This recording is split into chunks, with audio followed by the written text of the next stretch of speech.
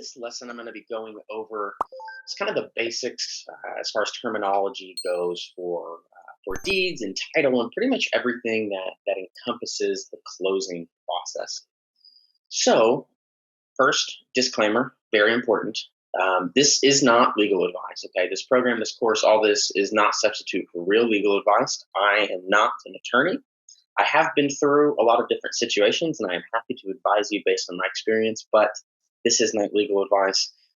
This advice is not binding. You should always consult a legal counsel if you're unsure on deed or title. I personally use RocketLawyer. It is $39.99 a month, cancel anytime. You can basically put a question out there. A lot of attorneys will answer it on a form, kind of in real time. Or you can schedule like a free, it's a 20 or 30-minute call with an attorney. It typically takes 2 days or so to get that scheduled, but it's a really handy service and it's really nice. You can turn it on and off as needed. So whenever I have title issues, basically, I turn her on. I set something up with an attorney. We sit down for 20 or 30 minutes, and they kind of advise me and talk me through it. Works well for them because if I actually need legal help or you need legal help, they're already there. So good service, works well for us, really. And so if you have anything that I cannot help explicitly on, then I would recommend checking out RocketLawyer. But again, I'm not an attorney, so take my advice as you will. All right, so overview. Let's talk about what we're going to do in this lesson. So first, we're going to go over what are deeds. We're going to talk about how we use them, what's important to remember. Then later, I'm going to go over kind of the title process, closing, and looking at title, kind of title report in general, if you will. So what are deeds? Deeds are the legal instrument we're going to use to transfer or confirm, kind of important to remember that last point, confirm interest in your property, okay? So when do we as land investors use them? So anytime we are buying a property, pretty much anytime you have decided, hey, my seller is motivated, they're going to take my price, and they're ready to sell, we're going to use a deed basically every one of those times in order to transfer the interest in the property from them to us, okay? And then we'll use these as well on the sell side. Whenever we sell a property on financing, we are not going to use a deed. We're only going to use our contract. And that's state dependent, but for the most part, that's how that will work. But when we do sell a property for cash, again, we have to transfer legal ownership to the new owner. So we'll use deeds then as well. Some important things to remember: choosing the right one, filling it out correctly, getting it notarized. We're going to talk about all this stuff right now. So there's 3 different types of deeds pretty much that you'll run across in this business: general warranty deeds, special warranty deeds, and then quitclaim deeds. And so we'll talk about each one of those. So a general warranty deed, this is, I'm just going to read what the slide says, but this is a general warranty deed. It's basically where the grantor or the person selling the property guarantees that they hold clear and legal ownership to the property. This is not limited to just when they own the property. So if they own the property for 10 years, they're not saying, I've owned it for 10 years. They're saying that, hey, as far back as time goes, is from whenever this property was legally incorporated or created, the title is correct. Nobody's going to come back and say that they have legal ownership in the property. And so basically you are warranting the property yourself. That's why it's really important for in the right circumstances, when property is worth more, that you either get or are advising whoever is buying you to get title insurance, because most people want to buy their property on general warranty, right? This is the best deed for to have, because basically that means the person before you is liable if anything goes wrong. And so that's why it's important to have title insurance in the right situations when your property is worth more than you care to insure yourself, basically. So that's a general warranty deed. There's a special warranty deed. And so this is similar to a general warranty deed, but it doesn't go back as far as time goes. In general, a special warranty deed only warrants the title against anything that happened during their ownership or during the seller's physical ownership of the property. So if they owned it for 10 years, they're saying, hey, we've owned it for the last 10 years. We're selling it. We're basically saying we have not given away ownership in the last 10 years. We own the property full and clear, and we are warranting it against the 10 years we've owned it, but we're not warranting it against all the way back. So, kind of general warranty deed goes all the way back as far as time goes. And then a special warranty deed goes only during the people's ownership. Some other things you can do with the special warranty deed, you can convey or not convey special things about a property. So think basically subsurface or air rights basically is where this is mostly used. So like withholding mineral rights or surface rights or easements, special warranty deeds can be used in order to transfer or claim ownership to those kind of things as well. And then our last one is a quitclaim deed. So these are much different than warranty and special warranty deeds. These basically only convey one person's interest to another. So it would be Bobby to Frank, right? Bobby is selling to Frank, but Bobby is not warranting that title against anything, right? Quitclaim deed is only there to transfer interest in a property, but it does not actually give anybody liability if somebody does come back and say, hey, I actually own this property, or well, we have mineral rights, or whatever the situation could be. Quitclaim deed warrants none of that. So by law, it's basically just a piece of paper if they're actually not owners in the property. So these can be kind of risky, and this is a lot of times where maybe deals kind of start breaking down, or you need more advice on title, things like that. I had a question at one point, why do quitclaim deeds even exist? Well, they existed a lot back in the olden days and the gold rush days and kind of the days when America was actually literally being shaped. Quitclaim deeds were often used to quickly buy and sell land and kind of give property owners, landowners, the right to do that very quickly. If that was very much a market back then, there was a lot of land being bought and sold. Generally today, they're only used. They're used in a couple different scenarios. You can kind of sum it up as like fixing title issues without going through litigation. Oftentimes, you'll see family members will use a quitclaim deed to kind of give ownership, inheritance, investment, all that kind of stuff, property. And oftentimes, if a title company maybe potentially finds an issue with the deal, and how they built out the airship, somebody maybe legally has 10% ownership or 5% or however they've calculated it. Oftentimes, throughout their title process and title work, they'll call that person and either pay them or just get them to sign a quitclaim deed saying, "Hey, I transfer all of my interest in this property," and they're just doing that to basically confirm good title on the property. So that's oftentimes when quitclaim deeds are used. If they're being used for other things, it definitely is cause to look a little closer at what's going on. Okay, so there's a lot of different parts of a deed here. And so some of the big ones: grantor, grantee. This is seller and person buying. Consideration is the amount, how much it's going to cost. Legal description is, at this point, you've probably seen a legal description. That describes what the property is. We're going to go over some of the language that you need to use, and these have to be notarized. So I'm going to open up this link real quick, and I actually just want to show you quickly what this looks like. And so while I am taking this little field trip over here, deeds.com is where I get all of my deeds. So if I'm going to a new area, I will go find a specific warranty deed or whatever kind of deed I need for the state there. And in a lot of the states, it actually gets down to the county level. So they do the hard work for you. It's typically like $20 for a deed template. So really not too bad. So this is kind of what a general warranty deed is going to look like, kind of on a high level. They're all going to look different depending on what state and county, but this is basically what it's going to look like. So there's going to be this top margin up here. It's always going to be left for the county to kind of stamp things and do what they need over here. And then there's also some stuff up here about returning the deed typically. And then down here, so the executed section, this is just date basically. Grantor, this is always who's selling the property. The grantee is who's buying it. This habendum section is basically just consideration and cost. Legal description is, as a legal description for the property. We describe the one being sold, and then it is signed and notarized. So that's kind of what a deed looks like in general.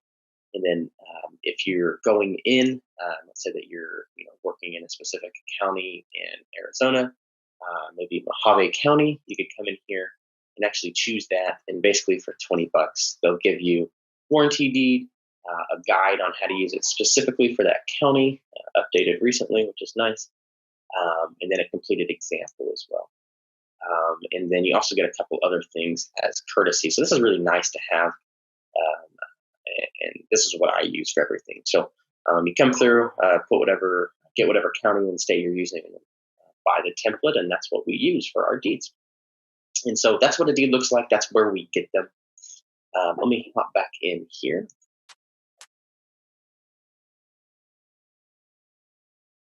All right, so filling out a deed, I'm going to go through an example in just a second. But basically, the big thing to remember is that the language needs to be basically the exact same from deed to deed. Okay. So if you'll see this is a formula you can kind of remember that will help get you through who goes where. On the old deed, the grantee is always the grantor on the new deed. Okay. So the person who bought the property on the previous deed is the person selling the property on the new deed, right?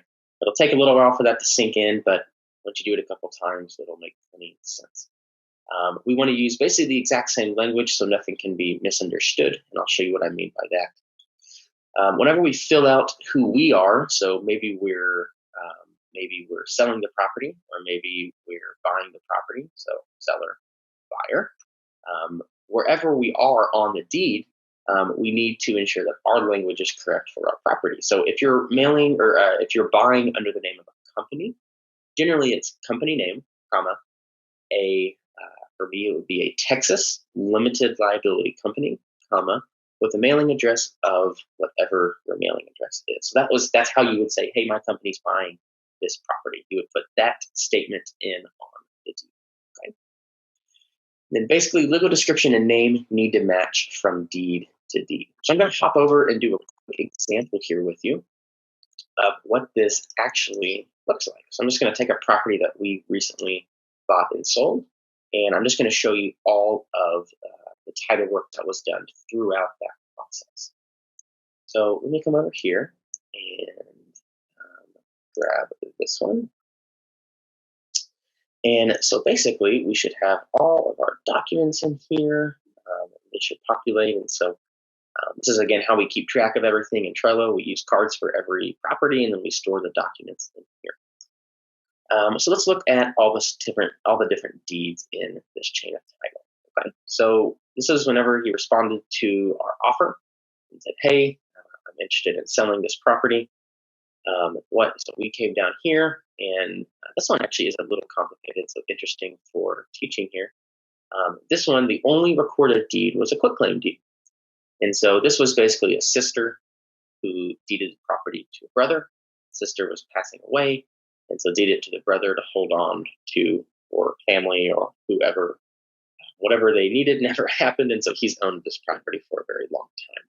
So for me, since this was the only recorded deed in about 30-something years, as long as they kept title digitized, that was comfortable for me enough to say, hey, this makes sense. So this was a quitclaim deed, just basically giving the property to Martin. Okay, so let's look at this deed really quick. So this says Martin Mahadi, his name, of basically an address. So Martin Mahadi, and then his address here. Okay. And then we also see that this property, and this is the legal description. So lot, block, where it is, and then some verbiage here, according to the plat thereof, blah, blah, blah, blah, blah, right? This is the verbiage that we want to make sure we get consistent from document to document. Okay, so this was the first deed. This was the title report that we got, checked the taxes, saw everything in the chain of title, the death certificate, as well as the quitclaim deed. And so finally, what we're going to do is we're going to go through and look at our title work. So whenever we bought this property, here's the deed that we created and got this from deeds.com. This deed was created, and you'll see that it was dated. And then, so we copied this exactly. Martin Mahadi, his name, of, and this is common language these days, of, and then their address. So that was exactly how it was on the previous deed. And then this is how I just taught you would fill your name out. So company, Texas Limited Liability, with the mailing address of. And then the legal description here, this was exactly copied from that previous one. So lot, block, blah, blah, blah, with all this verbiage on the end. You'll see we did have a slight typo on this one. Typos generally won't cause the recorder to push it back. Generally, typos, it's best to not have typos, of course. We did have one here. But for the most part, you won't get like an error recording just for a little typo like that. But it does need to come down and be pretty consistent with the previous deed. That's what recorders are looking at. Remember, they're just kind of robots that take the new document, compare it to the old document, check some boxes, and move on. Basically, we're wanting to make sure they check the correct boxes. And so the big ones are ensuring the deed, the previous deed and the new deed are going from the correct people, and that the verbiage is the same. So finally, we sold this property. And so here was the final deed in the chain of title. You'll see it's the exact same deed. We use the same template for every property in this county. And so if you'll see here, this was sold by me. So grantor, the seller, Way Holdings LLC, Texas, blah, blah, blah, blah, blah. And then for this state, we don't have to list how much we sold it for, so we don't. And then the grantee, the person buying the property here, is Chad Smith of this address, right? Kind of like we just showed you. And then this is lot, block, the same exact verbiage that was on the previous one, okay?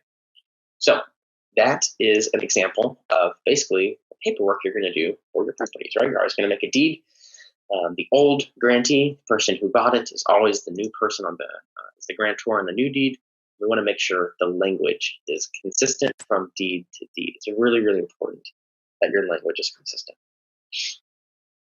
So reading a chain of title. So I'm going to kind of pivot here into looking at the chain of title for a property. Remember, not an attorney, not a lawyer. I'm just going to show you how we generally do it. Okay. So at this point, you've probably already heard me say, right, when we're bringing a property in, the first thing we always figure out: can the current owners sign? Is the person that's on the deed right now, or the multiple people, are they alive? Okay, they're not alive. Is there a death certificate? Right? Is there a death certificate? And then you need to figure out the specifics for what you need to do with that in your county, right? And then there's other situations like power of attorney and different things like that. Again, you can always ask those questions during our office hours or through an email question or come into a one-on-one, right? But for the main part, you need to figure out, hey, can the current owner sign, or is there some way, whether it's power of attorney, death certificate, however that is, that we can get that paperwork signed? And then second, if it's possible, and basically with whatever's recorded and digitized, that's basically what we're working with. So look at the previous title information to verify there's nothing crazy going on, right? If John sold it to Frank, and then some random person named Bob came and sold it, right? Bob actually didn't have ownership to the property. So that's where we're going to go back and look at title information. It'll really depend from county to county. Some people have 30, 40, 50, 60 years digitized. Some have 10. Typically, we'll see about 35 to 40 years digitized. And so that's really what we're working with, right? And so if somebody from more than 40 years ago came back and legally had ownership of the property, well, yeah, you'd actually would be on the hook for that. That's why title insurance is a thing. But with vacant land, especially lower priced vacant land, that rarely, it has never happened to me. I've rarely heard of anything like that happening. But again, that's why we kind of, in the closing section, we'll talk a little about when to choose a title company. Actually, I think we'll talk about that in here. So that's where it's kind of important to know the distinction. But basically, we're just looking, hey, is there consistency from A to B to C, right? Did John sell it to Frank, and Frank sold it to Susie, and Susie sold it to you, right? That's what we're looking for. We always want to figure out who's on the deed first, and then we're going to go basically dig up any other title information that we can get. Perfect world, this is what it looks like. Chad to Susie, Susie to Bob, Bob to you, right? That's a perfect world. Sometimes you'll find deals that line up just like this. A lot of the times, though, things can get a little bit complicated, right? So this is the real world. Susie and Frank, we want to sell it to your company. Frank's dead, and Susie's in a home, and the daughter's the power of attorney and wants to sell, right? This is often really situations you may face. Or Frank quit claimed it right before he died to Susie and her grandson, right? So things can get complicated quickly. The big thing that we're looking for is, are the people on the current deed, are they alive? And can they sign? If they're not alive, is their power of attorney, death certificate, something like that? to where we can get some sort of legal binding signature. Those are kind of the first things we need to look at, right? I'm going to bash that in. That's always what we go through first. Okay. After that, basically with the process I just explained, so steps 1 and 2, figure out if they can sign, look at previous. So let's say that you figured this all out and you got this solved and everybody's made their signature. Then you would want to go back and be like, okay, well, what does the title look like previous to this, right? And maybe you find a weird quitclaim deed from 25 years ago. It doesn't make any sense. It doesn't follow the A to B to C philosophy, right? That's another red flag. And so these are all, right, this is very situation specific. What we're looking for in general, we're looking for A to B to C consistency. Did the first person sell to the second, sell to the third, right? And can they sign? Can the current people that own the property sign and give it away, right? Can they transfer ownership? That's the big thing we're always looking for. So when to call a title company, right? Those things will happen in real life. They will happen to you. And especially a lot of the times, the property you come across when sending mailers may have title issues. Maybe they tried to sell it in the past and nobody has wanted to buy it, right? You're very much liable to get caught on it. That is a risk in this business, right? So it's important that we at least understand how to get a picture of title and be like, does it make sense or does it not make sense? And that's one of the great benefits of having me here is you can always come and ask questions during office hours or send questions in, and I'll give you my advice.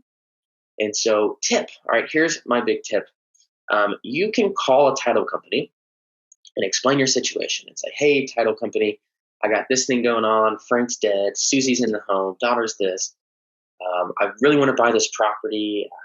I'm curious, like, would you be able to like close on something like this? Or like, how would you do that, right?